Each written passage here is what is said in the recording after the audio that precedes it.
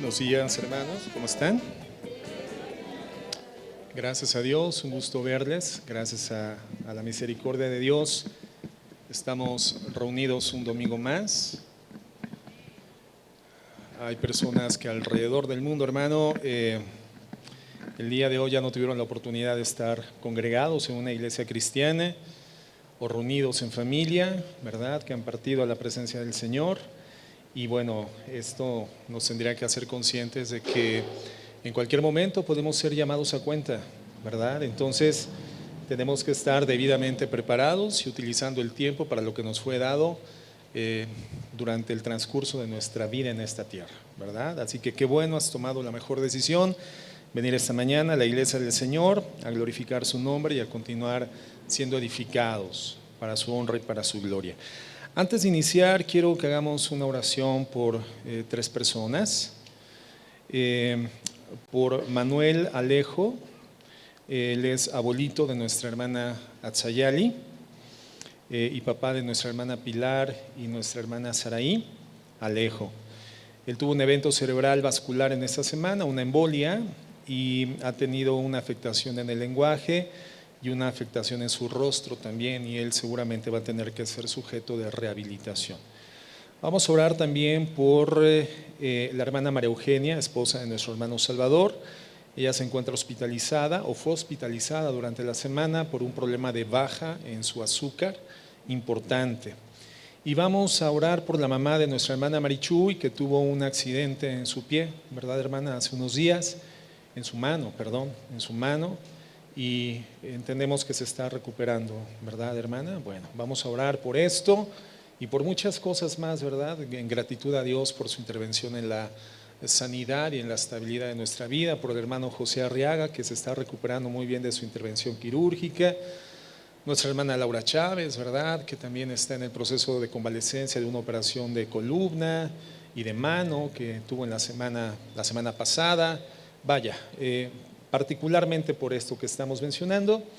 Y bueno, vamos a orar. Señor, te damos gracias en esta mañana porque nos das la oportunidad de estar en tu presencia, reunidos todos como tu iglesia. Señor, queremos presentar estas peticiones que hemos mencionado delante de ti. Te pedimos que obres una obra gloriosa, milagrosa, sobrenatural de sanidad en la vida de Manuel Alejo, Señor Dios, que este proceso de rehabilitación sea efectivo, sea eficaz, sea exitoso, él pueda responder de manera correcta al tratamiento, pero sobre todo, Señor, que él te conozca, que él entregue su vida a ti.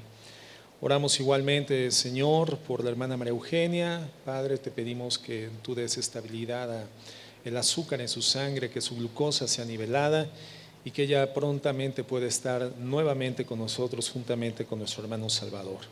Por la sanidad, Señor Dios, en la vida de la mamá de nuestra hermana Marichuy, Señor, que su brazo sane por completo de esta lesión que sufrió, de esta herida que sufrió, Señor, que ya sane por completo. Y gracias, Padre, por la sanidad que has extendido a lo largo, Señor, y a lo ancho de los hermanos de esta congregación que en su momento han experimentado el sufrimiento por la enfermedad. Y gracias por aquellos que ya están en tu presencia, mi Dios, gozando de esa plenitud perfecta y toda.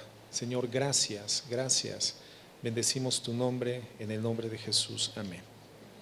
Bueno, comenté la semana pasada que el día de hoy íbamos a hacer una pausa en relación a la serie que estábamos desarrollando sobre la crianza cristiana para dar paso a otro tema que tiene igualmente relevancia para nuestra vida como hijos de Dios. Y yo creo que eso nos va a llevar un par de temas y estaremos retornando al tema de la crianza, creo que justamente para el domingo de celebración del Día del Padre, que será el domingo 18 de junio, si mal no recuerdo, y tomaremos nuevamente el tema de la crianza, creo que de manera muy puntual para dar un mensaje seguramente especial para los papás.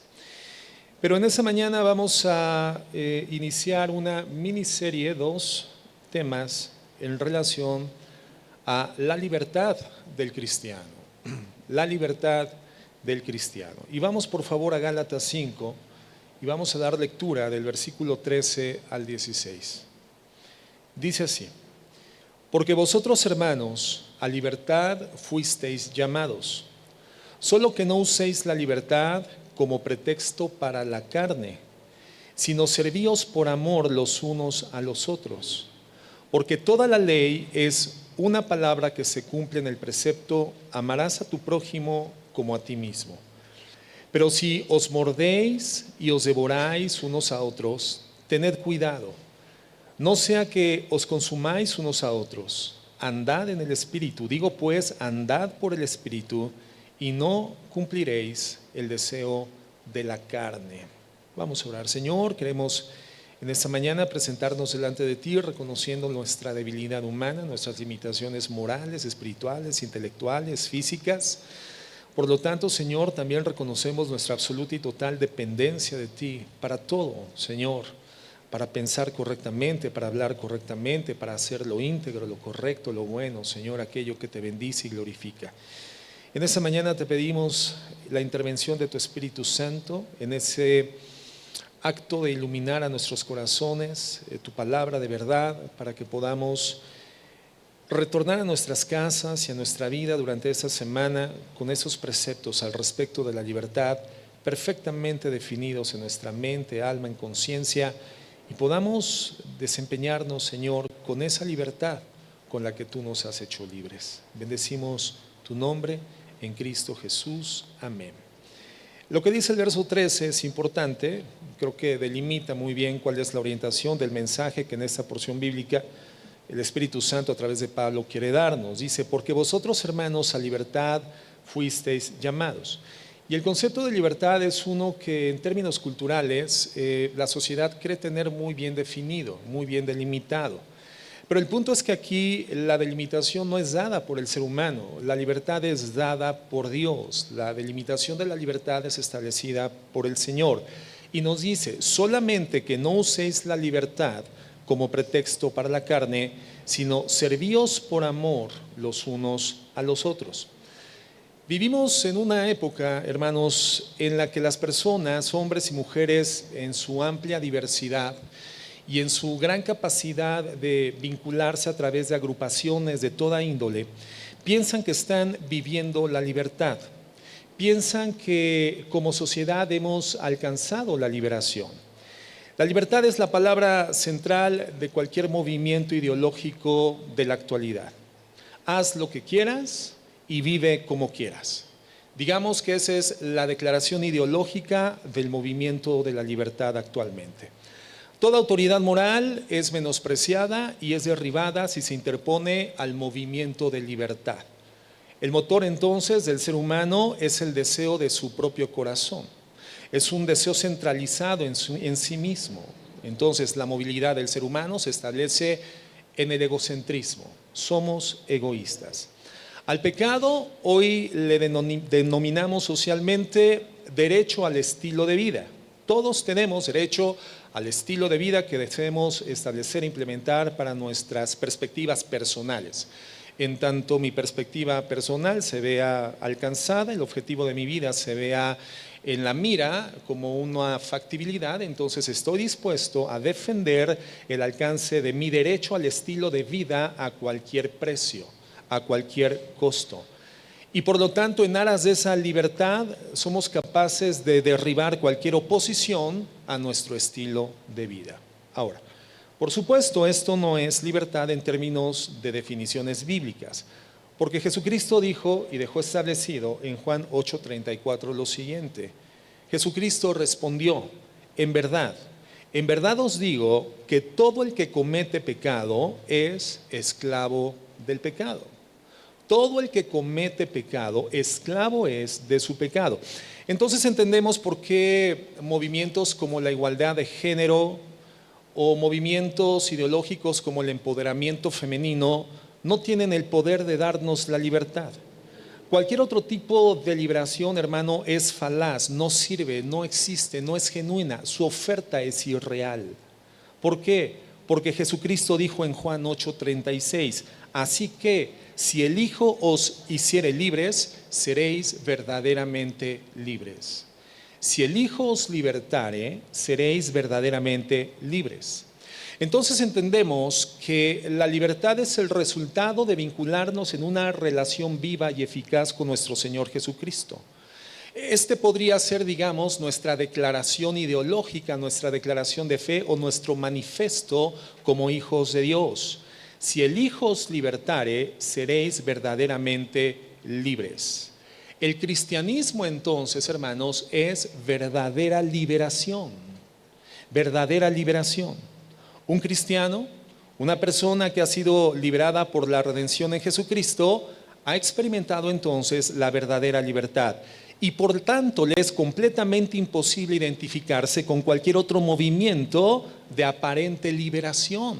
¿Por qué? Porque estos movimientos solamente le conducen de regreso al pecado del cual el Señor les ha hecho libres. Por lo tanto, un hijo de Dios, una persona redimida por la gracia, una persona que ha ingresado de forma íntegra, de forma real, de forma experiencial, en este proceso de renovación del entendimiento del mundo por el entendimiento bíblico, es una persona que jamás podrá concomitar o coincidir con los preceptos ideológicos de movimientos de liberación social. Igualdad de género, equidad de género, empoderamiento femenino o cualquiera que sea la denominación, título, forma de nombrar movimientos que ofrecen liberación para el alma. Hoy tenemos hasta liberación de los niños, ¿verdad? Los niños quieren ser libres, emanciparse de los gobiernos hegemónicos y dictatoriales de sus padres. En el libro de los Gálatas se nos dice justamente esto, que hemos sido hechos libres. Y Pablo muestra que no hay necesidad de estar hoy en día atados a ritos o liturgias ceremoniales del judaísmo legalista. Hemos sido librados de todo esto a través de Jesucristo. En Gálatas 2, versículos 3 al 4, fíjense cómo versa.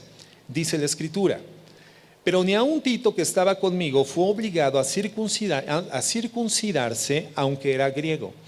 Y esto fue por causa de los falsos hermanos introducidos secretamente, que se habían infiltrado para espiar la libertad que tenemos en Cristo Jesús, a fin de someternos a esclavitud.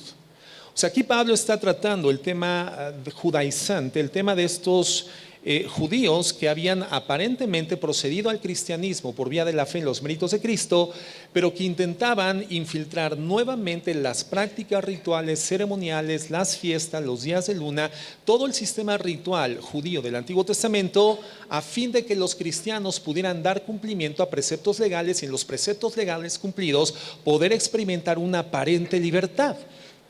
Pablo está advirtiendo a los cristianos de que existían estos riesgos en contra de la verdadera libertad espiritual a la cual habíamos accedido por causa de la fe en los méritos en Jesucristo, en la cruz del Calvario. Y esto, hermano, es una advertencia, porque el peligro que corre nuestra libertad, la liberación que hemos recibido por gracia a través de Cristo, es algo que se encuentra en permanente peligro. Hay una advertencia clara del Señor de que permanezcamos firmes en la libertad con la cual fuimos hechos libres, en Cristo Jesús. Los cristianos de Galacia habían sido librados en Cristo y algunos estaban tratando de llevarlos nuevamente de retorno a un tipo de esclavitud legalista. Y después en Gálatas 4:31, 4:31, dice lo siguiente: así que, hermanos, no somos hijos de la sierva, sino de la libre.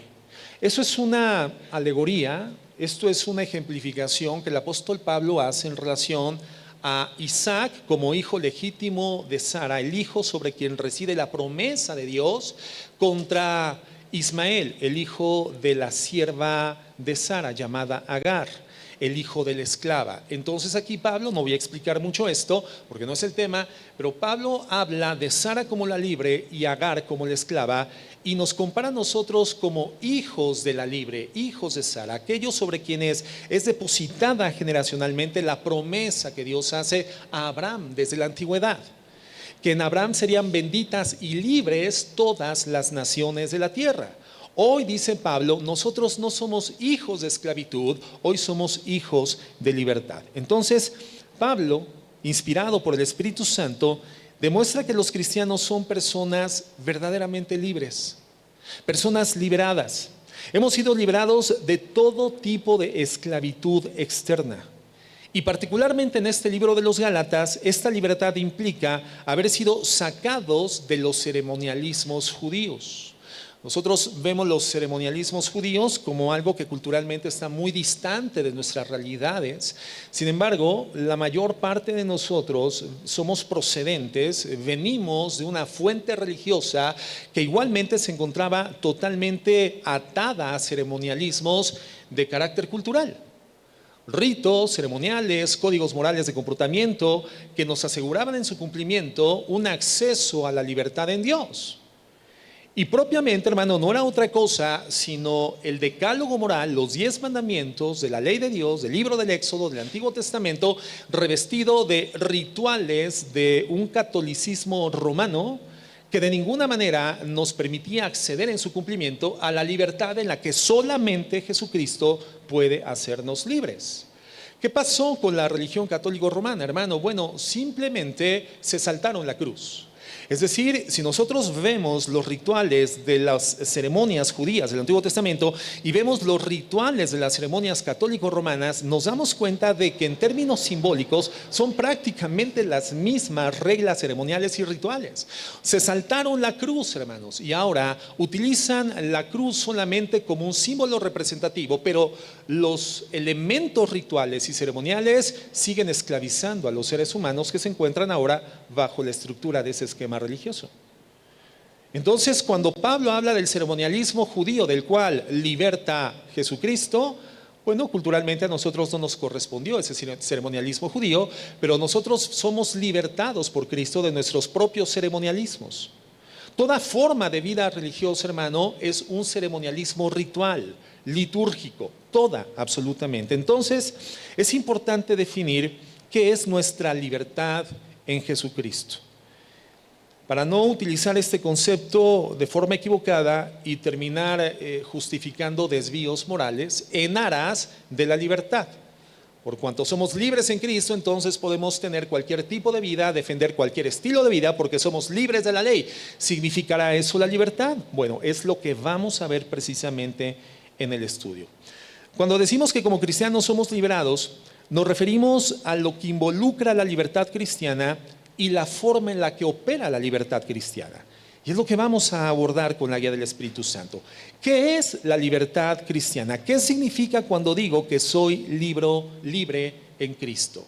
¿Qué significa? Fíjate lo que dice Gálatas 5, verso 1. Gálatas 5, verso 1. Dice así: para libertad fue que Cristo nos hizo libres. Para libertad. Cristo nos hizo libres. Es decir, había una acción necesaria previa, antecedente, que tendría que ser ejecutada para que nosotros pudiéramos vivir en libertad. ¿Qué significó esta acción previa? Haber sido hechos libres. Nosotros jamás hubiéramos podido comenzar a vivir la libertad si no hubiéramos sido hechos libres por Jesucristo. Por lo tanto, dice: permaneced firmes y no os sometáis otra vez al yugo de esclavitud. Encontramos dos elementos importantes en esta declaración versicular de la Biblia. En primer lugar, la palabra firmeza. Y la palabra firmeza la hemos abordado, la hemos estudiado en el pasado. Significa la imposibilidad de ser movilizados de una posición en la cual fuimos asignados. Eso significa ser firme. Algo que está firme en su posición es algo que no se puede movilizar. No importa el nivel de fuerza que ejerzas o que imprimas con el propósito de movilizar eso de su posición, eso no se va a poder movilizar de esa posición porque se encuentra firme. Y el ejemplo es el mismo que te he dado. Yo puedo mover ese pedestal donde está nuestra cámara de video con un simple movimiento de brazo porque el pedestal no es firme. Pero si quiero mover este par de bocinas una sobre la otra con un solo movimiento de brazo, no voy a poder porque el peso les permite estar firmes en su posición y desplazarlas de ese lugar es muy difícil. A eso se refiere la palabra firmeza. Significa tener el nivel de peso, el nivel de dimensión espiritual que haga imposible que nosotros seamos desplazados, movilizados de la posición que hoy tenemos en Cristo, la posición de libertad. Es como el peso de una locomotora, el peso de un tren con sus 1000 carros de ferrocarril atrás de él. ¿Cuándo vas a poder movilizar ese peso extraordinario? Jamás. Podrás traer grúas y no vas a poder movilizar el peso de ese tren. Pero no solamente significa que permanezcamos firmes. Continúa diciendo, y no sometáis otra vez al yugo de esclavitud. Es decir, Cristo nos hizo libres para ejercer la libertad. Entonces, no solamente se trata de permanecer firmes, sino de no permanecer inmóviles. Firmes, pero caminando, avanzando, desplazándonos hacia la forma de vida a la cual Dios nos ha llamado. La forma de vida cristiana no es una forma de vida estática, hermanos, es una forma de vida en movimiento, dirían los sociólogos, dialéctica, en movimiento constante, hermanos. Entonces, somos como ese tren que se encuentra firmemente posicionado sobre una vía, pero que avanza sobre la vía. Una locomotora con carros de ferrocarril atrás, altamente pesado, su dimensión, su peso específico es tan fuerte que no puede ser sacado de la vía, pero avanza sobre el camino que define la vía. Esa es la libertad en Cristo. Entonces, en el libro de los Gálatas significa libertad de la ley, libertad de conciencia. Los cristianos tenemos libertad de conciencia. La libertad de la rigidez de un sistema legal, libertad de la frustración y del cansancio que generaba en nosotros el intentar guardar un código para limitar nuestra vida, de no incidir en la maldad, y siempre fallábamos en ese intento de limitarnos dentro de ese código, y eso generaba un peso moral, un peso de conciencia difícil de llevar. Culpabilidad. ¿Alguien sabe lo que es la culpabilidad? Hermano, el mundo entero camina en una percepción equivocada de lo que es la libertad, incidiendo constantemente en desvíos morales, desvíos espirituales, en la comisión del pecado frecuente y constante, consuetudinario, permanente en su vida, y cargando culpabilidades, un peso de conciencia imposible de llevar. Jesucristo nos hace libres de la culpa, libres de ese peso de conciencia. Somos liberados. Y la libertad que el cristiano conoce es libertad de la conciencia.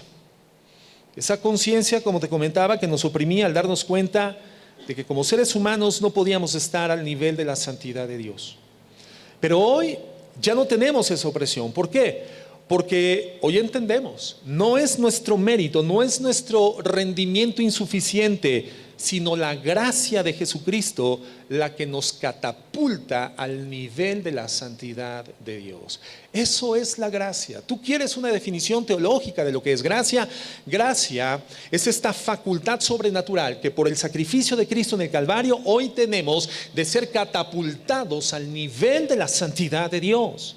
Por lo tanto, la gracia no hace descender el nivel moral, el estándar espiritual de Dios. Es decir, Dios no cambia en su percepción de la moral, Dios no cambia en su percepción de lo espiritual, sino que nosotros somos catapultados a la moral y a la espiritualidad de Dios por la gracia.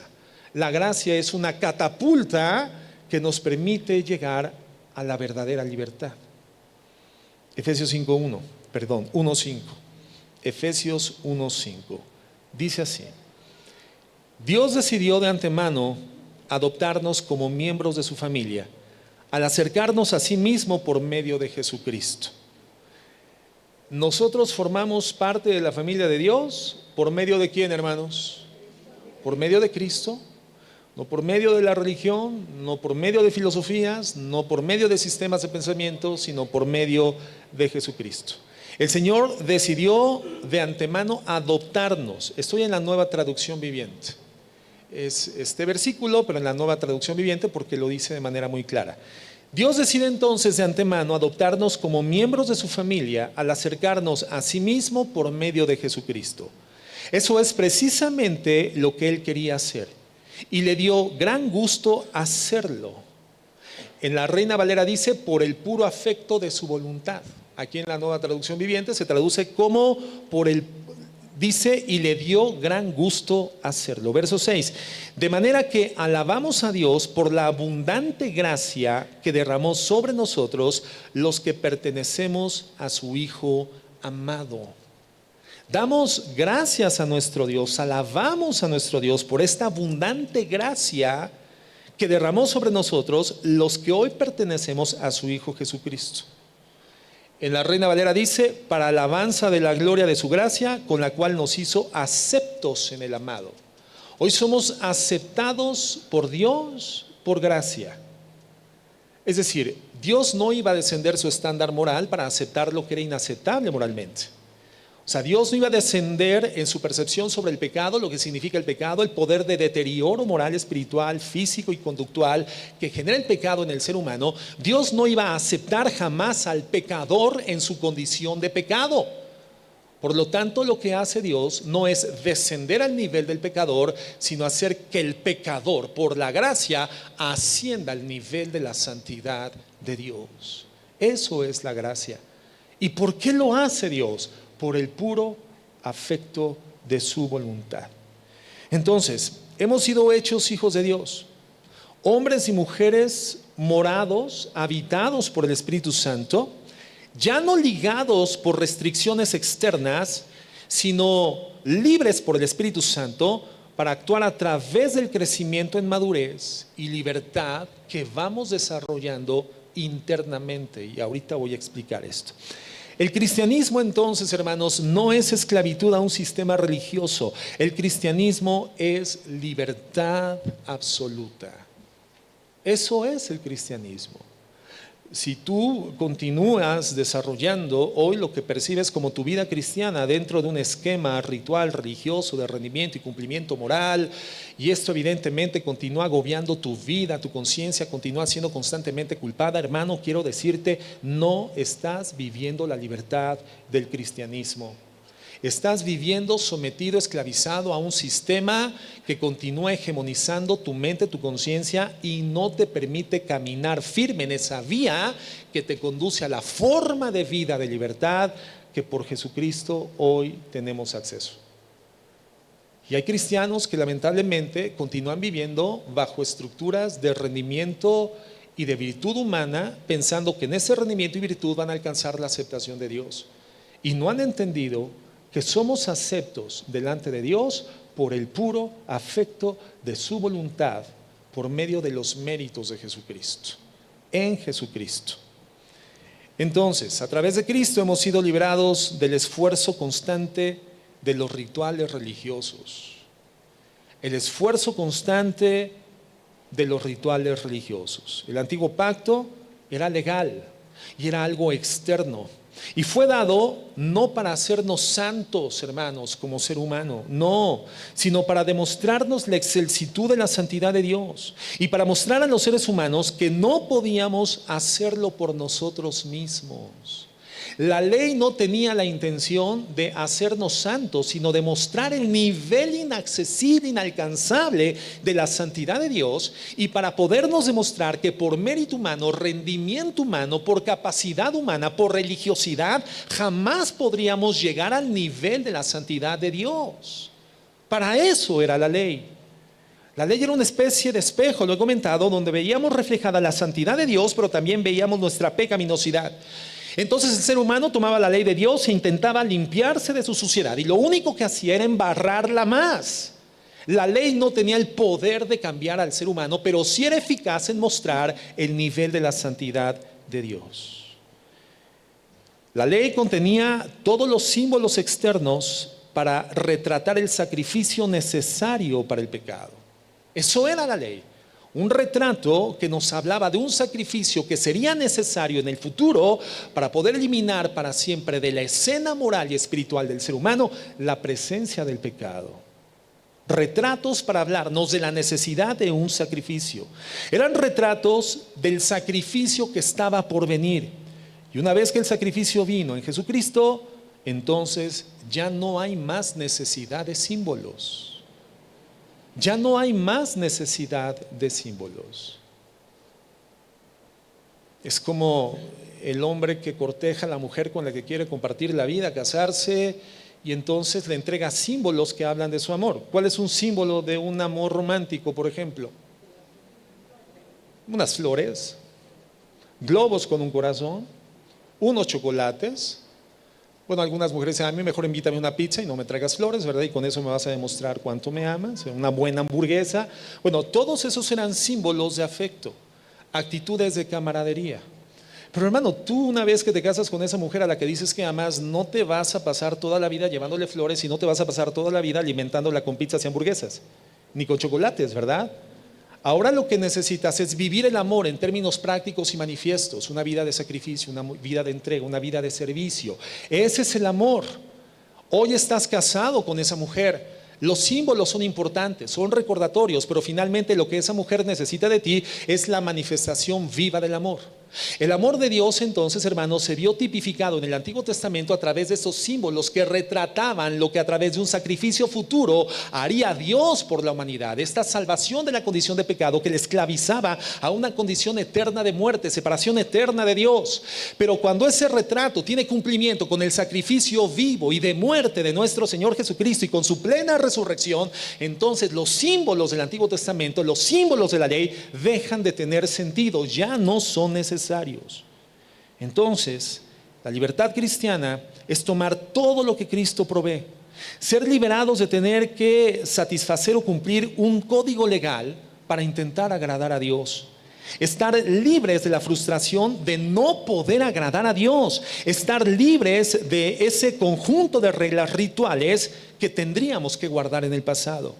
Libres para poder funcionar guiados por la obra del Espíritu Santo, quien está hoy dentro de mi vida y dentro de tu vida si eres un hijo de Dios.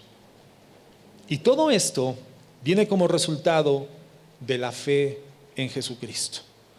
Por eso Pablo dice en Gálatas que no hay necesidad de regresar a la circuncisión, no hay necesidad de regresar a las ceremonias. De hecho, en el capítulo 4, verso 10, fíjate lo que dice.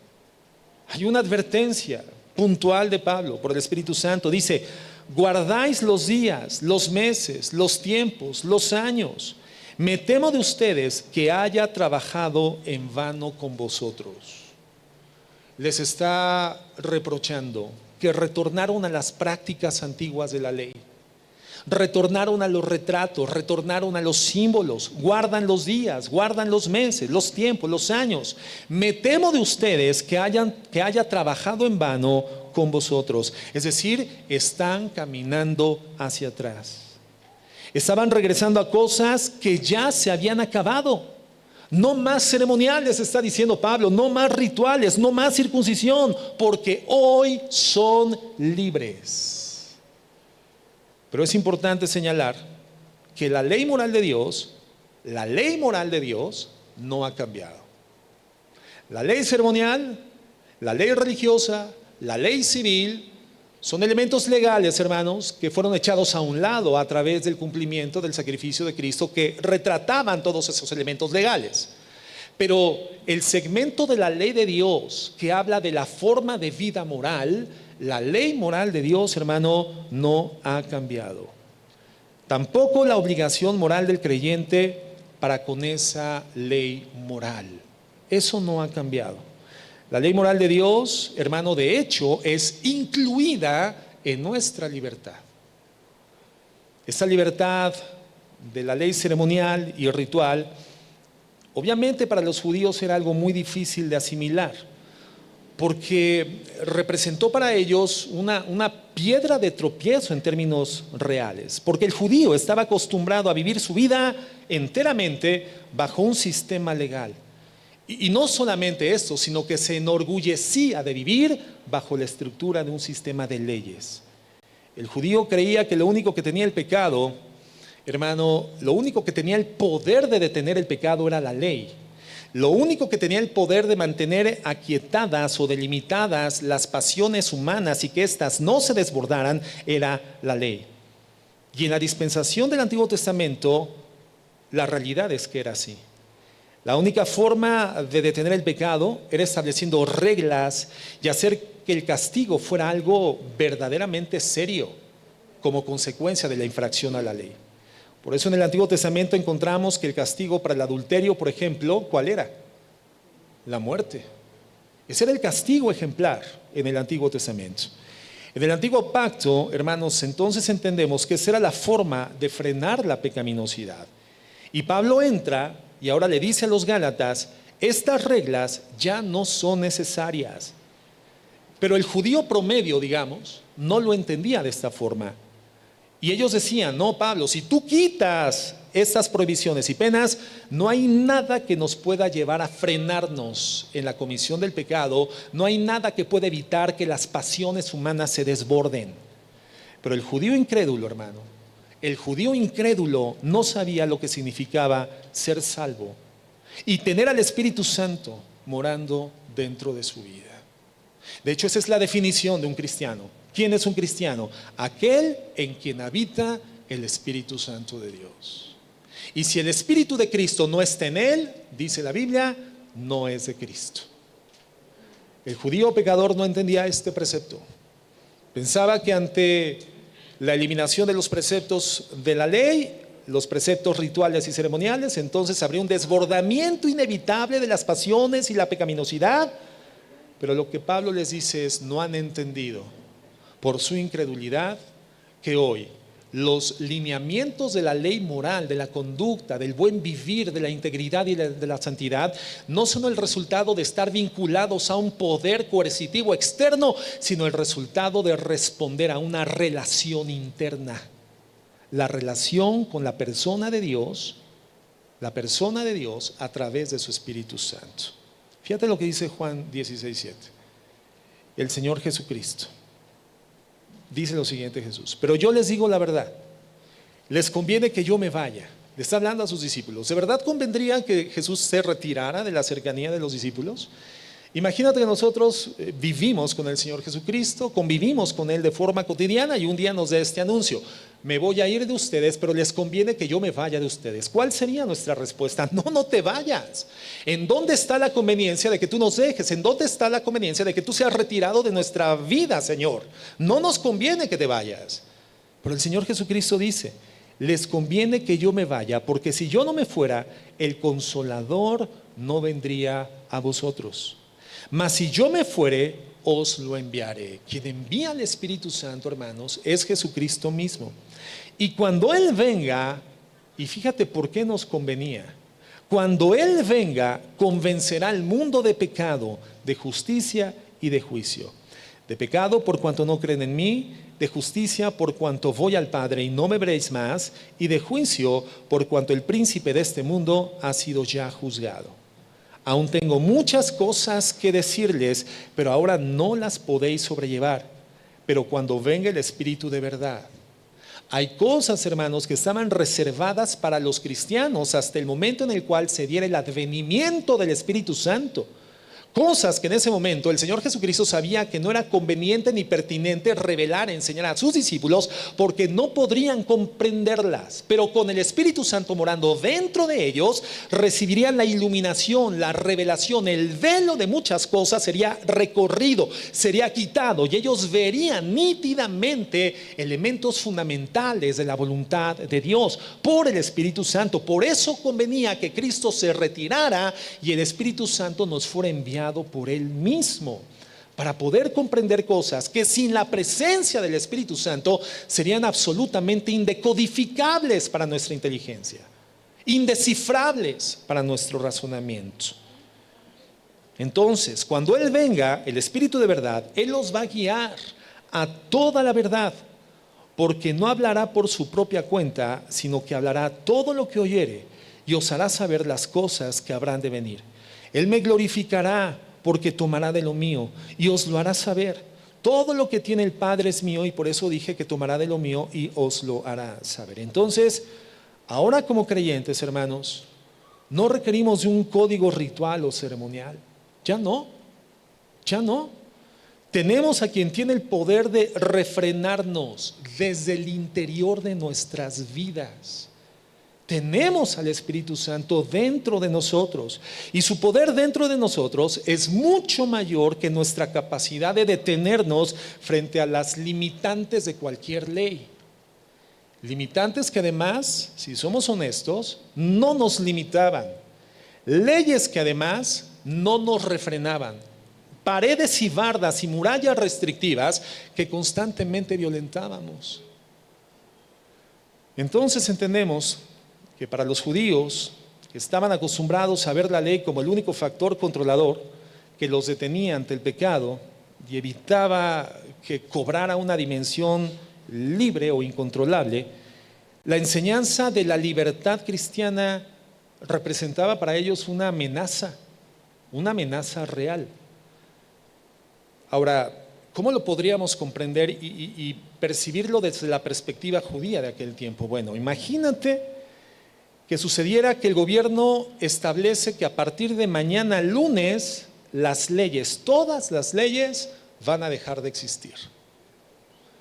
Hoy el presidente de la República, en vez de una mañanera, nos da una tardeada y a las 6 de la tarde se presenta, ¿verdad?, en cadena nacional a través de todos los medios de comunicación, medios electrónicos, y nos dice: a partir de mañana lunes, desde las 9 de la mañana, de forma indefinida, quedan anuladas todas las leyes. ¿Qué sucedería, hermanos? Bueno, un país sin restricciones civiles quedaría en un estado insalvable de anarquía. ¿Por qué? Porque sin la existencia de la ley no habría ninguna normativa de la conducta buena ni penalizadora de la conducta mala. ¿Cómo definiríamos lo que es bueno y lo que es malo? Ahora, las personas evidentemente, hermanos, no se inclinarían a hacer lo bueno para intentar salvaguardar el orden social. No, las personas correrían rápidamente a hacer lo malo. Imagínate los saqueos, imagínate los robos, los ultrajes, los asesinatos, las violaciones. Si la ley ya no estableciera, si la ley ya no existiera y no existieran códigos morales de comportamiento, ni elementos punibles, penas establecidas o coerción necesaria para el cumplimiento del orden social, ¿qué pasaría, hermano? Un estado de anarquía. Entonces, esta era la forma en la que lo veían los judíos y por lo tanto acusaron a Pablo de antinomiano. Antinomiano, hermano, la palabra anti significa en contra de, y nomiano, ley, es decir, alguien en contra de la ley. Ellos creían que lo que Pablo estaba enseñando era libertinaje. Los judaizantes, hermanos, los judaizantes que habían afectado a los gálatas, acusaron a Pablo de haber atacado, ofendido la ley moral de Dios, la ley ética de Dios. Y evidentemente él no hizo esto en absoluto, sino que les enseñó que ahora, por la gracia, la ley ética de Dios, la ley moral de Dios ya no era un factor externo, sino que había ingresado al interior de las personas. Esa es la libertad.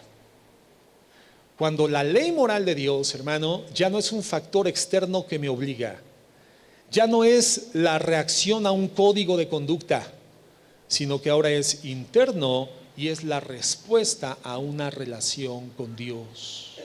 Esa es la libertad que tenemos como hijos de Dios.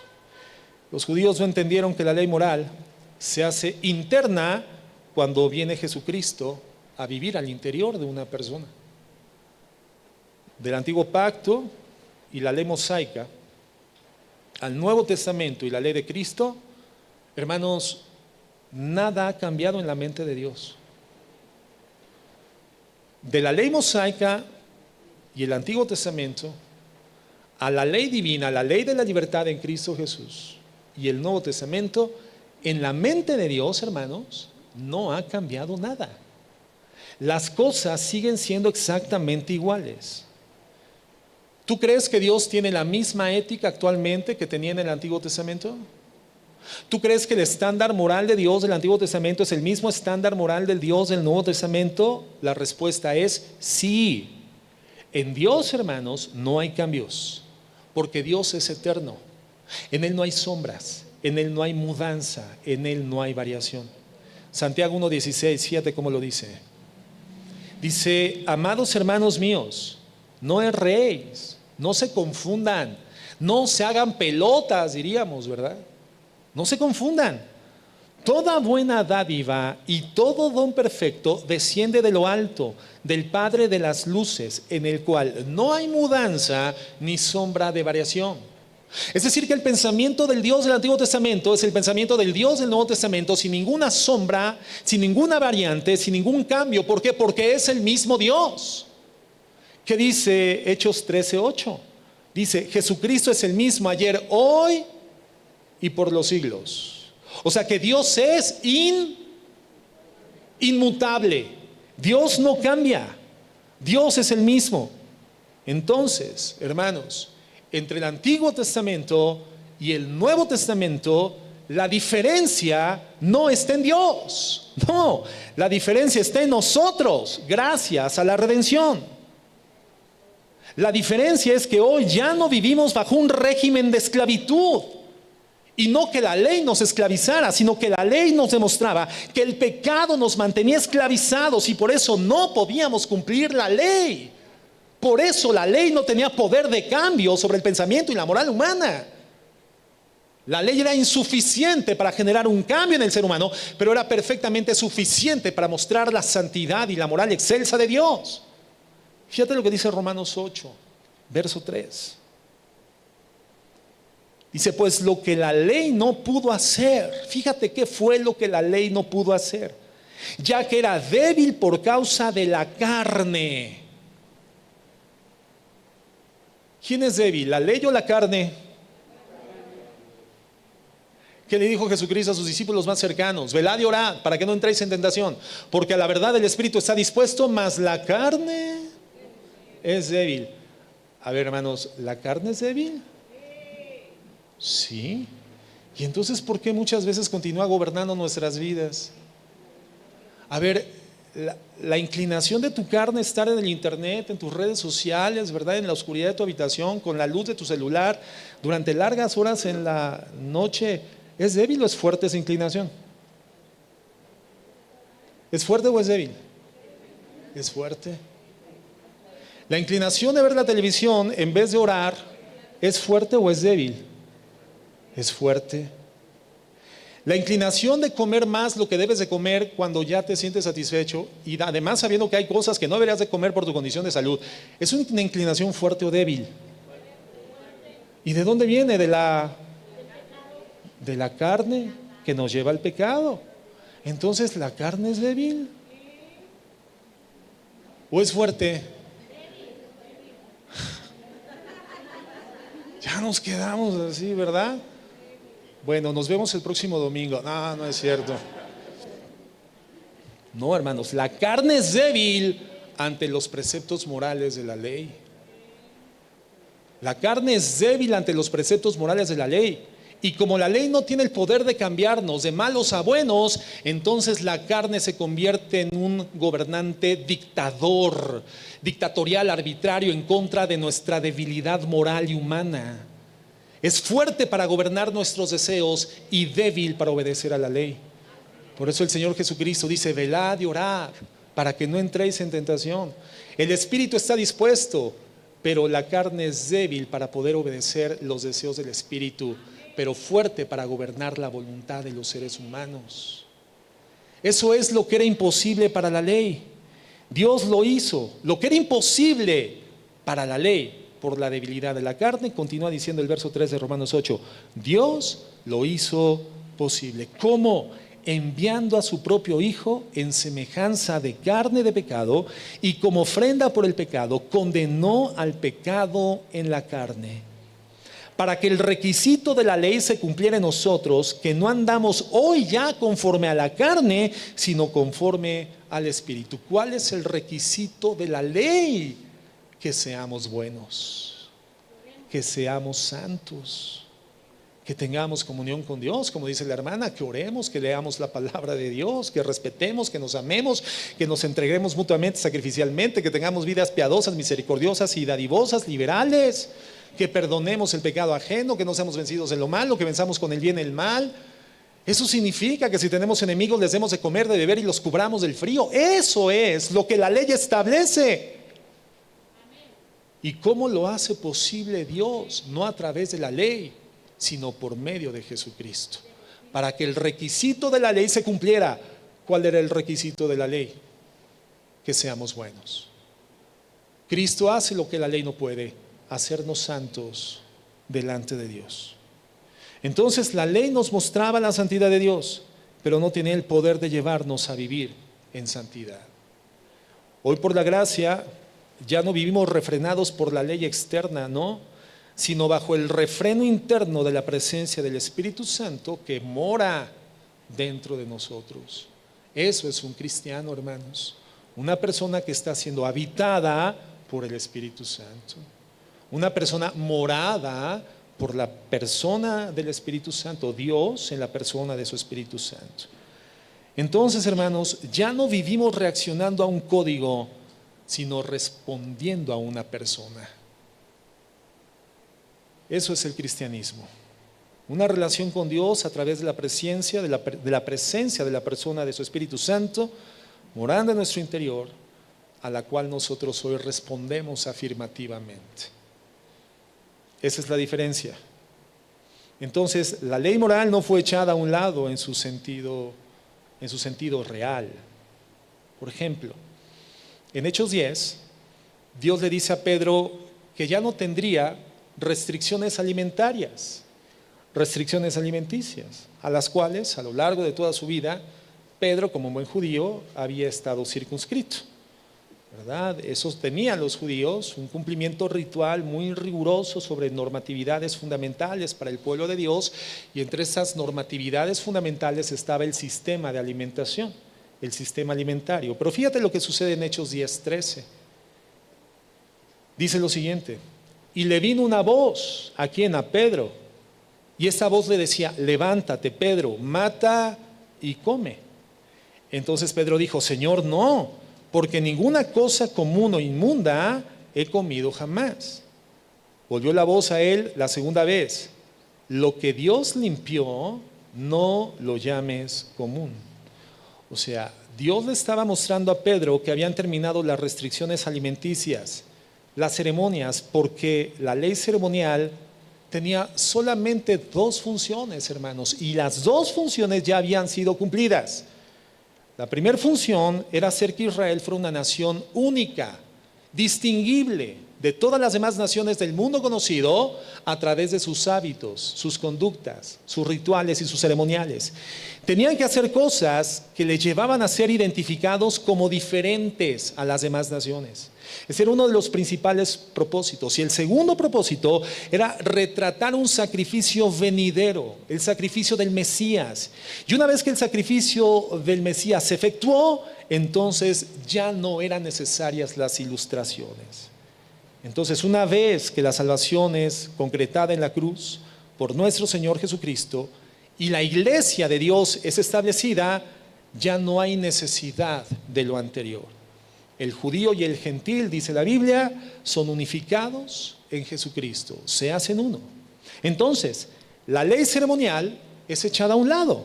Uno, porque fue solamente para identidad de Israel en el pasado, y dos, porque fue el retrato de la venida del Mesías. Una vez que el Mesías vino, esta segunda razón se acaba. Y una vez que la iglesia es establecida, la primera razón igualmente ya no tiene por qué ser. Pero la ley moral de Dios, hermanos, la ley moral de Dios no ha cambiado. De hecho, por la presencia del Espíritu Santo en nuestra vida, ahora Dios cumple lo que la ley mosaica no podía en el Antiguo Testamento. Entonces Pablo nos da la declaración de lo que es la libertad cristiana y lo define de manera clara en los versos 13 al 16 de Gálatas 5. Vamos a ver qué es la libertad cristiana. De hecho, ya lo leímos al inicio. Él dice: porque vosotros, hermanos, a libertad fuisteis llamados, solo que no uséis la libertad como pretexto para la carne, sino servíos por amor los unos a los otros. Porque toda la ley en una palabra se cumple en el precepto: amarás a tu prójimo como a ti mismo. Pero si os mordéis y os devoráis unos a otros, tened cuidado, no sea que os consumáis unos a otros. Digo pues, andad por el Espíritu y no cumpliréis el deseo de la carne. Entonces, ¿qué vemos? La ley moral, hermanos, no fue hecha a un lado, simplemente se fue hacia adentro.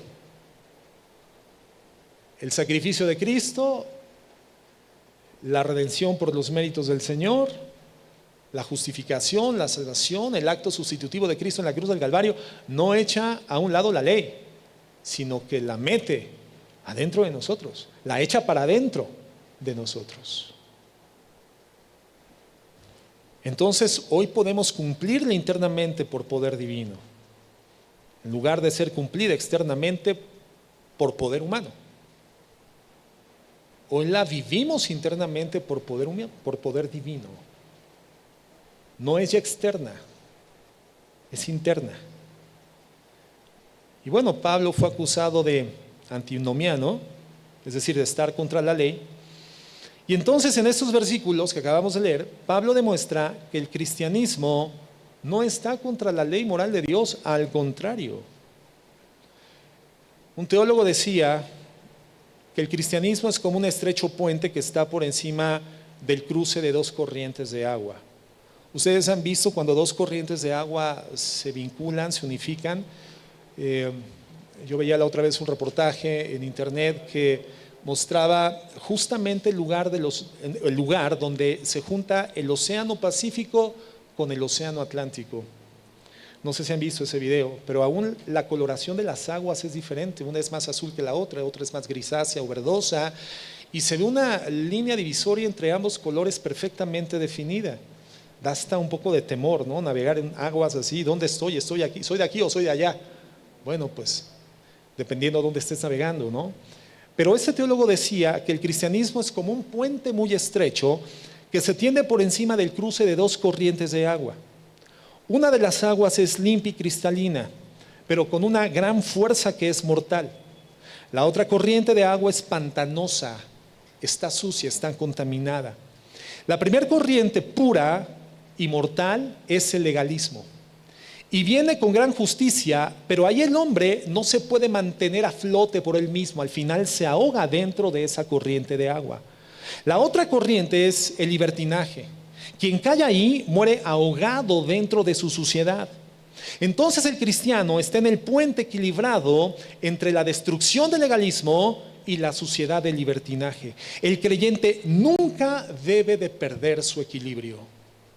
La vida cristiana, hermanos, es una vida de equilibrio, es una vida de balance. Somos llamados a vivir balanceadamente. Hay algunos creyentes que han caído en el legalismo y están siendo dañados por su corriente, se están ahogando en el legalismo. Y hay otros cristianos que se están revolcando en los vicios horribles del libertinaje y están también ahogándose. Qué buena comparación de este teólogo. Ese párrafo escritural, hermanos, de los versos 3 al 16, nos dice justamente cómo mantener el balance, cómo vivir equilibrados. Nos dice cómo mantenernos dentro del puente, en ese puente estrecho. Y nos muestra que es un buen lugar para estar. Y Pablo, por el Espíritu Santo, lo expresa de manera completamente comprensible. Entonces, veamos qué es la libertad cristiana y qué no es la libertad cristiana. Y eso no nos va a llevar solamente este estudio, nos tendrá que llevar el siguiente estudio. Por eso, hermano, era necesario presentarla en 2 segmentos. Porque yo no quiero que nos llevemos una gran cantidad de información esta mañana, hermano. Yo quiero que la información que nos da hoy el Señor la entendamos, la comprendamos. Poder entender qué es la libertad. Porque no hay sistema en el mundo filosófico, ningún sistema de pensamiento, ninguna ideología producida por el intelecto humano, por la moral humana, que tenga la capacidad de darnos libertad. No existe. La libertad es dada solamente por Cristo. Somos liberados por Cristo. El cristianismo es verdadera libertad. Entonces veamos qué es la libertad y qué no es la libertad cristiana. Verso 13. Y viendo esto, hermano, vamos a llegar al final del día de hoy. Gálatas 5:13. Dice así: porque vosotros, hermanos, a libertad fuisteis llamados. Y ahí nos vamos a detener. Ahora, esto es básico para la vida cristiana. Somos libres, ya no estamos bajo las restricciones de un sistema legal ceremonial, no hay razón para circuncidarnos, no hay razón para las fiestas, lunas nuevas, días de reposo y cosas así. No. Ahora, el hecho de que todas estas cosas ceremoniales han sido hechas a un lado no significa que cambiemos nuestra moralidad. No significa esto. No significa que cambiemos la ética del judaísmo por algún tipo de nueva moralidad. No, la ética del judaísmo es la ética del cristianismo. La moral del judaísmo es la moral del cristianismo. Eso no cambia. Ya quedó establecido. No es Dios quien cambia. Somos nosotros quienes somos cambiados por el poder de la redención. Somos nosotros quienes somos catapultados al nivel de la santidad, a la comprensión de lo que es la santidad para Dios, por la gracia que nos redime y nos salva y nos transforma, nos cambia.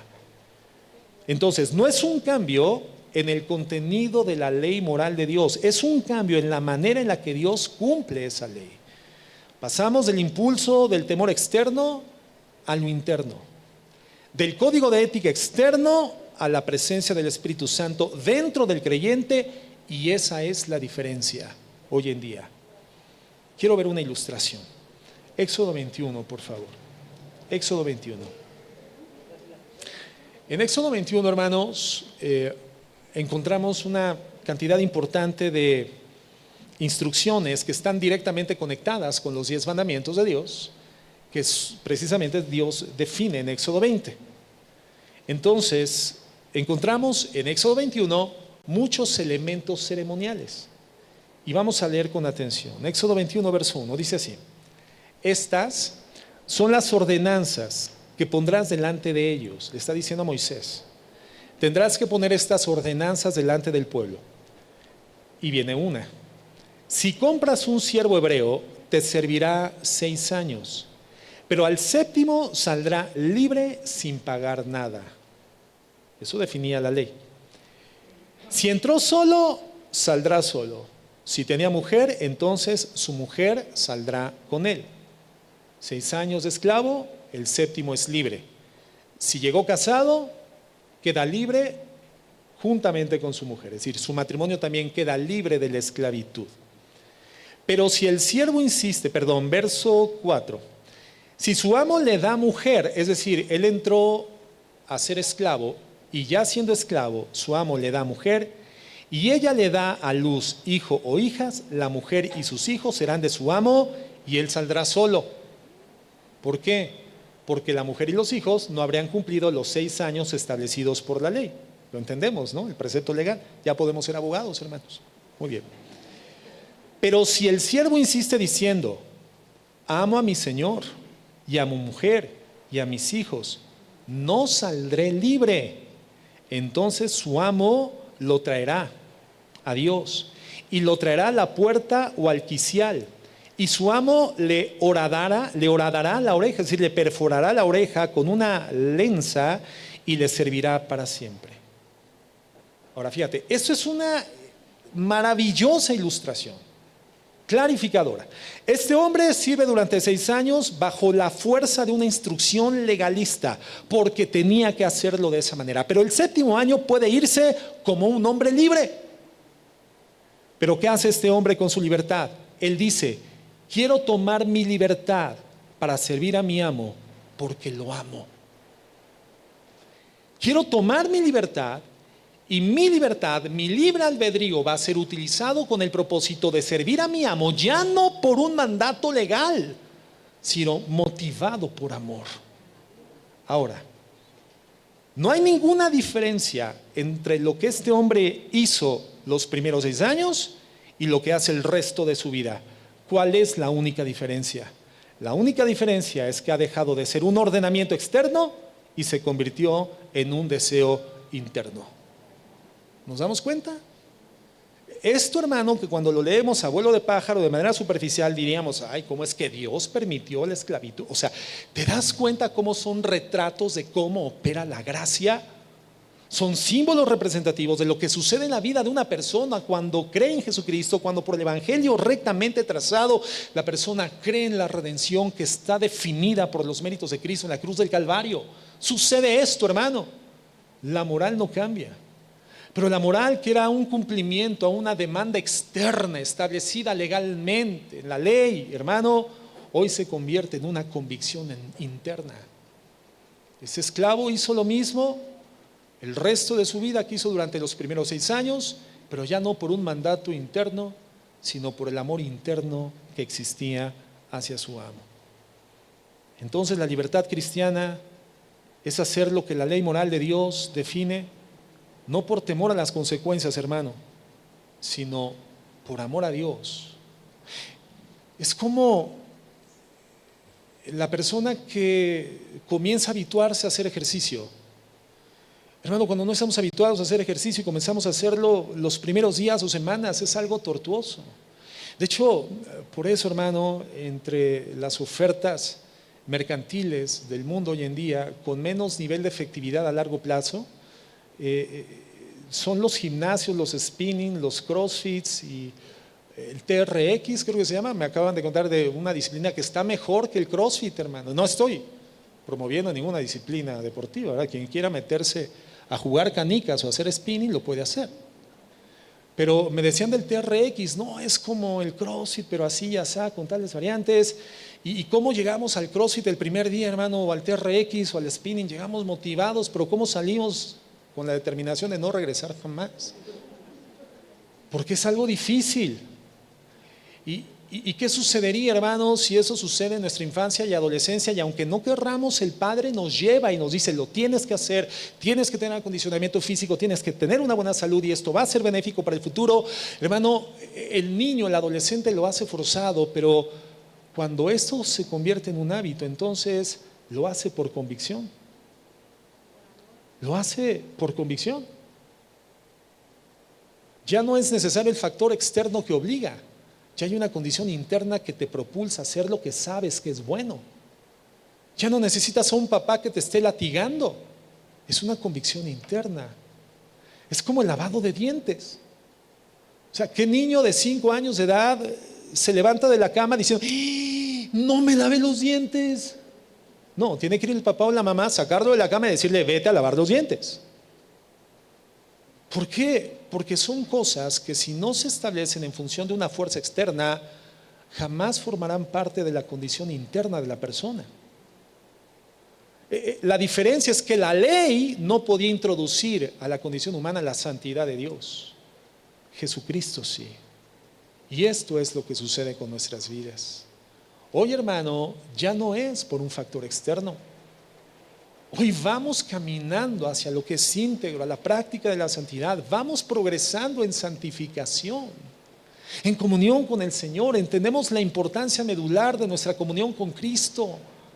En la mañana yo comentaba con los servidores cuán importante es que el fruto del Espíritu Santo sea identificado en cada uno de nosotros. Gálatas 5, 22 y 23 menciona, mas el fruto del Espíritu Santo es amor, gozo, paz, paciencia, bondad, benignidad, mansedumbre, templanza y fe.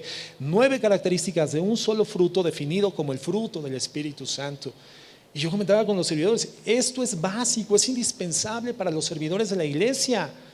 Por eso el servicio cristiano está definido para los que han alcanzado madurez. ¿Por qué? Porque imagínate a un edecán sin paciencia. Hermano, siéntese aquí, por favor. No, yo me quiero sentar acá. Ah, que se sienta aquí. Y de la patilla lleva al hermano al lugar donde el edecán dice. Imagínate un maestro de iglesia infantil sin paciencia con los niños. No, hombre, veríamos cómo caen a patada los niños saliendo de la escuela todo el tiempo, de la iglesia infantil. Imagínate un predicador sin fe. Miren, les estoy predicando, pero de antemano dudo que esto les vaya a entrar al corazón y a la cabeza, O sea, por demás está que, imagínate un predicador sin fe. Amor, gozo, paz, paciencia, bondad, fe, benignidad, templanza, mansedumbre. Hermanos, elementos distinguibles de la vida de un cristiano que está progresando en madurez.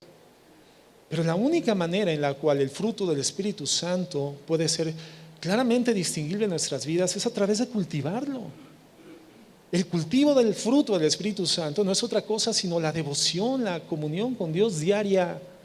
Hermanos, la vida de oración, la vida de meditación escritural, no podemos prescindir de ella. Entonces, si los servidores de esta congregación no han tenido comunión con Dios a lo largo de la semana, ¿cómo crees que van a llegar el domingo? ¿Sirviendo a Dios en el fruto del Espíritu o en su carne? En su carnota, hermanos. Impacientes, faltos de amor, faltos de fe, faltos de mansedumbre. El servidor que le habla mal a los hermanos porque no tiene dominio propio, más bien tiene demonio propio, ¿verdad? O sea, ¿cómo sería la vida de la iglesia? ¿Cómo sería la vida de la congregación? Imposible llevarla adelante. Dios no edificaría esa iglesia. Dios edifica la iglesia cuyo fundamento es la verdad eterna de que Jesucristo es la piedra angular de los redimidos, de la congregación, el vínculo entre los hijos de Dios, y que sobre Jesucristo y su enseñanza crece. Dios edifica su iglesia. Entonces, hermanos, el cristiano es distinguido por el uso de su libertad, pero no usa la libertad como ocasión para la carne, no, sino la libertad es la gracia divina que por la habitación del Espíritu Santo al interior de su ser le permite amar, perdón, todavía no.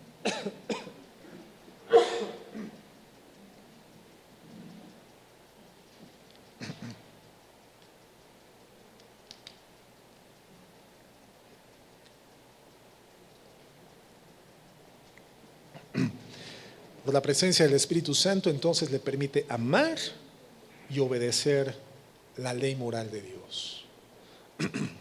Ese es el cristiano. Es un amante de la ley de Dios, de la ley moral de Dios. Entiende que efectivamente ya no hay una serie de rituales, ceremonias difíciles, pesadas de llevar a efecto. Ya por eso nosotros no tenemos un Shabbat.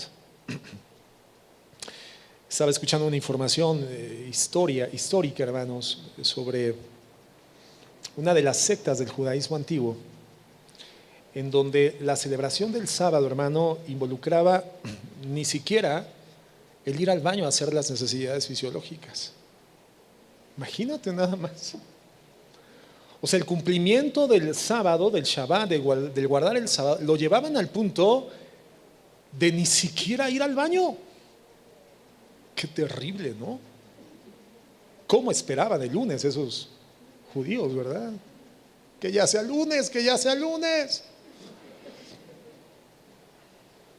Bueno, domingo más bien, perdón. El primer día de la semana. Dios nos ha quitado, hermano, ese duro cumplimiento. Que todavía dentro de algunos sectores del cristianismo, hermano, tiene fama de ser bueno para la instrucción de la vida, para las vidas disciplinarias. La vida disciplinada, perdón, pero tiene poco efecto para la transformación del alma. Es ineficaz para la transformación del corazón. Entonces la libertad cristiana es eso, hermano, hacer lo que la ley moral de Dios define, no por temor a las consecuencias legales, sino por el amor que dentro de nosotros produce el Espíritu Santo y nos da la capacidad y la energía de Cristo morando en nosotros para poderla cumplir. Fíjate, un judío devoto vivía su vida entera a la luz del código de verdad moral y a la luz de las ceremonias. Pero cuando se salvaba por Cristo, dejaba las ceremonias, pero el código de verdad moral en su vida nunca cambiaba. La única diferencia era que en algún punto, cuando él llegó a Jesucristo, su razón para vivir como vivía cambió. Mientras que bajo el temor de la ley, él intentaba guardarla, vivir moralmente, y nunca pudo. Mediante Cristo que mora en él, ahora sí podía. Entonces, somos libres, hermanos, pero no para desobedecer. Entonces, las agrupaciones que se definen como cristianas, que dicen, ¡ay, qué legalistas! Podemos vestirnos como queramos, hablar como queramos, oír la música que queramos, somos libres en Cristo. ¿Qué dice Cristo? ¿Qué dice la Biblia? ¿Qué dice Pablo por el Espíritu Santo? A libertad fuimos llamados, pero ojo, no tomen la libertad como ocasión para la carne. O sea, la gracia no es licencia para pecar, hermanos. Es una catapulta para poder amar y vivir la santidad de Dios que antes no podíamos. Somos libres para hacer lo que está bien, no porque tenemos que hacerlo, sino porque queremos hacerlo y ahora podemos hacerlo. Filipenses 2:13, fíjense cómo versa. Dice así: porque Dios es quien obra en vosotros, tanto el querer como el hacer, para su beneplácito, por su buena voluntad. Eso lo tiene que producir Dios dentro de nuestras vidas. No lo produce nadie, no lo produce ningún movimiento religioso, hermano. No lo produce una perspectiva o corriente teológica. Esto lo produce Dios dentro de nosotros. Entonces, ¿qué es la libertad? La libertad es la capacidad de poder hacer lo que debes hacer, queriendo hacer lo que debes hacer. Eso es la libertad. Es la capacidad sobrenatural que Dios da morando al interior de una persona para que esa persona haga lo que debe de hacer, amando lo que debe de hacer. Ese es un cristiano, hermanos. Ahora, entendemos que el cristianismo, si bien es un efecto inmediato por medio de la justificación producida por la fe en los méritos de Cristo en la cruz, a su vez también se convierte en un proceso creciente de santificación. Es decir, el cristiano es declarado santo en el momento en el que cree en el Evangelio de Jesucristo, pero aun cuando posicionalmente somos santos por los méritos de Cristo, no sabemos vivir esa santidad. Vamos avanzando, vamos caminando, vamos progresando en la capacidad, en el conocimiento, en la habilidad, en la destreza de desarrollar esa santidad. Y ese proceso de crecer en mi capacidad de efectuar la santidad que Dios me ha dado en Cristo se llama santificación. Que veíamos, si mal no recuerdo, hace una semana, es el segundo elemento, la segunda fase de nuestra redención. La primera fase de la redención es la justificación. ¿Cuándo se da? Cuando creíste en Jesucristo, te predicaron el Evangelio de la gracia, el Señor te dio el don para creer en ese Evangelio, creíste, te arrepentiste, recibiste a Cristo en tu vida, al instante eres justificado, mueres y partes inmediatamente a la presencia de Dios, no por tus méritos, sino por los méritos de Cristo en la cruz y por su sangre que te limpia del pecado, ya eres justificado. Pero bueno, la mayor parte de nosotros no morimos cuando creímos en Cristo y la evidencia es que estamos aquí, hermanos. Nadie se murió, al contrario, seguimos viviendo. Entonces entramos a la segunda fase de la redención. Ya estamos justificados. Nuestra salvación está segura en Cristo, pero ahora en la segunda fase vamos creciendo en nuestra capacidad de ser como Cristo. En nuestra capacidad de obedecer como Cristo, de amar como Cristo, de perdonar como Cristo, de vivir como Él, de pensar como Él, de hablar como Él. Esa segunda fase se llama santificación.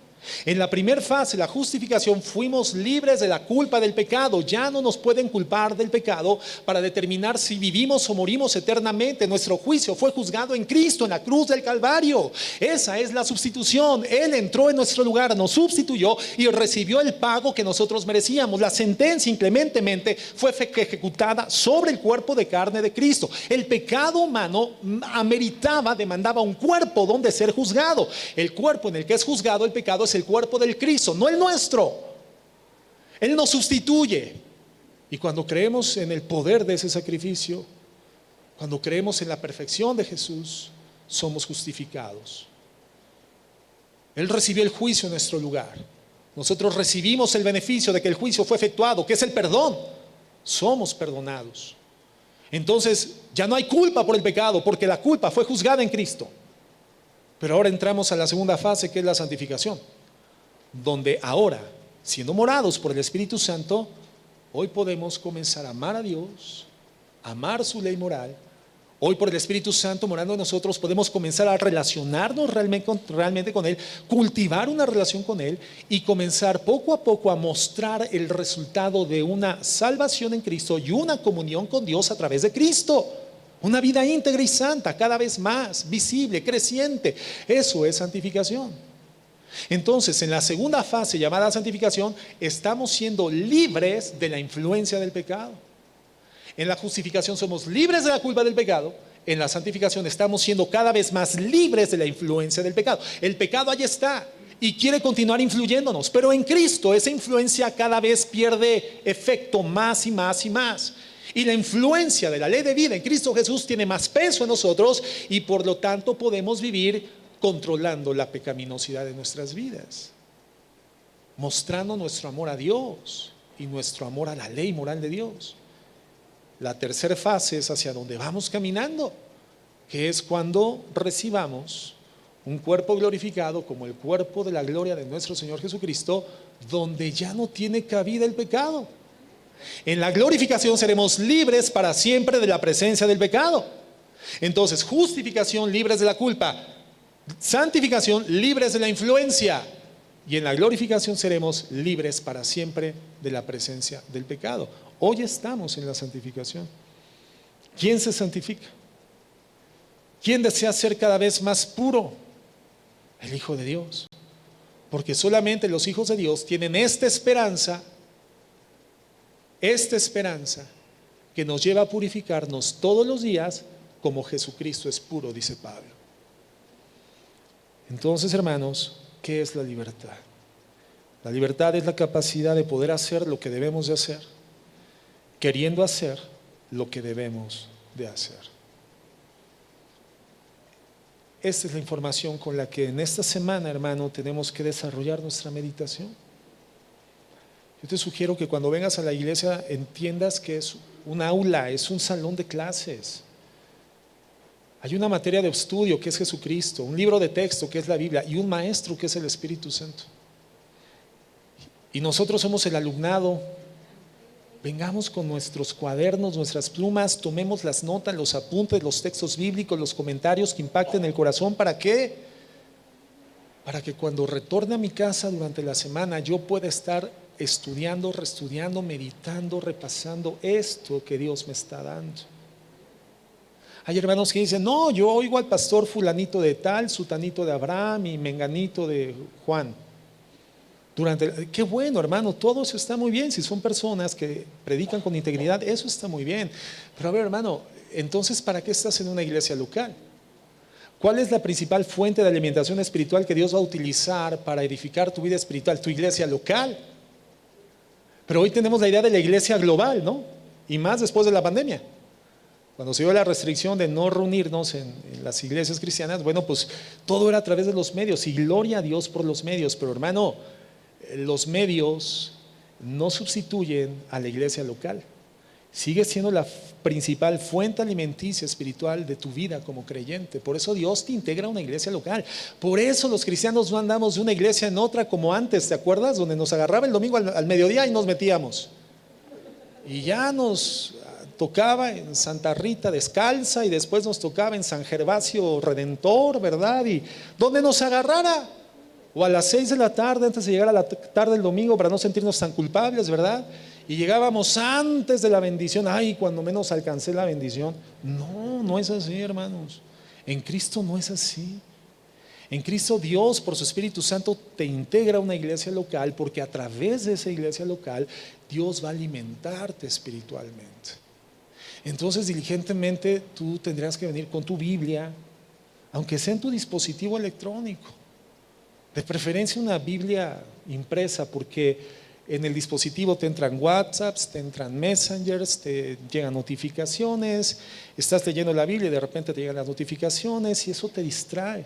No está mal, pero de preferencia una Biblia impresa en la que de forma exclusiva puedas tener acceso a la palabra de Dios sin distractores. Tu cuaderno y tu pluma para tomar las notas de lo que va siendo importante en tu vida de la exposición y sobre de eso rehacer tu estudio en la semana. Ahora, hoy tenemos la ventaja de las grabaciones en el Facebook, pues igual con tu libreta y con tu cuaderno, ¿verdad? Y tu pluma y tu Biblia retomas la enseñanza y estás meditando y entonces, hermano, te estás alimentando. Pero si vienes el domingo, oyes, pero no repasas, el lunes, es más, el domingo en la tarde, cuando empieza Survivor, hermano, ya se te olvidó. O Masterchef, ya se te olvidó de qué trató la predicación. No, hermano, una pálida tinta es más importante que una brillante memoria. La Biblia dice que no seamos oidores olvidadizos, sino hacedores de la palabra. Yo los invito, yo los conmino, hermano, a que vengamos tomando nuestras notas y esto que hemos visto hoy. Ya, si no trajiste para tomar nota, entonces oye nuevamente la enseñanza en Facebook y repásalo durante la semana. Esta es la dotación, este es el alimento que Dios nos da para la semana, aparte de tu lectura bíblica, aparte de tu tiempo obviamente de oración, ¿verdad? Pero esto tiene que ser un alimento que no se vaya sin rendir su fruto, hermano. Que deje su huella. Hoy entendemos qué es la libertad. Los cristianos no usamos la libertad como ocasión para la carne. Eso no es libertad, eso es libertinaje. Y Pablo no nos enseña por el Espíritu Santo libertinaje, sino libertad. Solamente que nosotros ya no somos obligados por agentes externos, como lo eran las ceremonias rituales de la ley, sino que la ley moral, la gracia, no la hace a un lado, la introduce a nuestro ser. Y hoy amamos hacer el bien. Hoy amamos la santidad. Y aunque no somos perfectos, hermano, esa es nuestra vida. Es un amor por la santidad. Vamos a orar.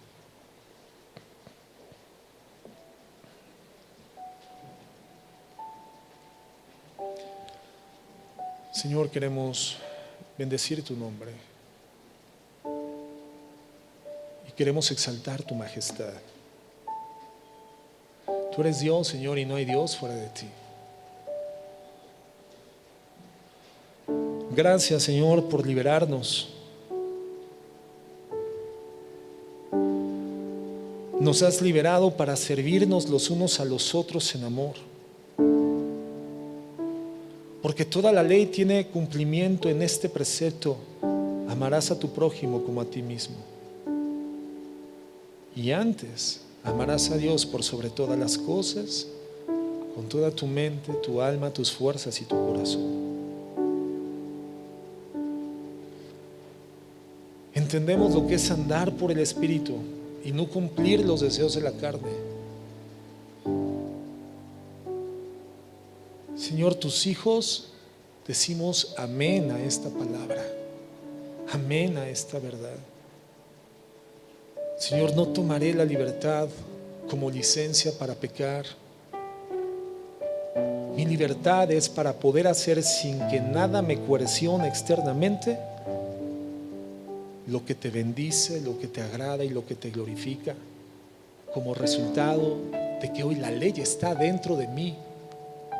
Tu Espíritu Santo, Señor, la hace una realidad interna que amo y que bendigo. Gracias, Dios, por tu sacrificio salvador, redentor, expiatorio, por tu sacrificio que me limpia, que me salva, que me transforma y que me lleva a la vida eterna contigo sin que yo lo merezca. Gracias por tu gracia. Gracias por haber tú pagado un precio que yo no podía. Gracias por rescatarnos, mi Señor. Por rescatarnos para ti, para tu honra y para tu gloria. Gracias, mi Dios. En el nombre de Jesús, amén y amén. Hermanos, que tengan todos muy buenas